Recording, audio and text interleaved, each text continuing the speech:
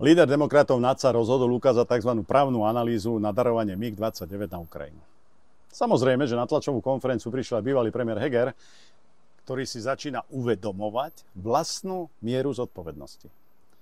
To, že hovoril niečo iné, než NAD, je ich vnútorný problém, ale samozrejme, toto verejnosť zaujíma. To, čo je, bolo a bude dôležité, na to treba upriamiť pozornosť aj v súčasnom období. Tak poprvé, NAD mával akože s analýzou, ktorá sa na Ministerstve obrany Slovenskej republiky nenašla a ani v iných priestoroch úradu vlády.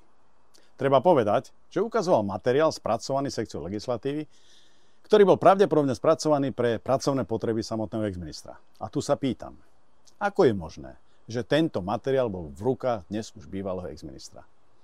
Tiež by som upriavil pozornosť relevantných orgánov na skutočnosť, či ukazovaná analýza nebola utajovaným materiálom. Čo by znamenalo, samozrejme, že došlo k porušeniu zákona o ochrane utajovanej skutočnosti, keď je to tak.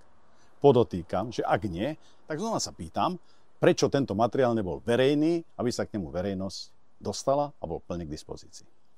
Predpokladám, že minimálne Národný bezpečnostný úrad by mal zbystriť pozornosť a sústrediť sa na Naďovú previerku, aký ju má, a poprípade mu ju otvoriť.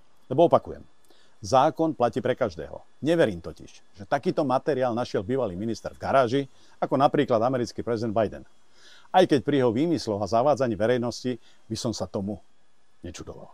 V každom prípade podanie trestného oznámenia Ministerstvom obrany Slovenskej republiky podporujem.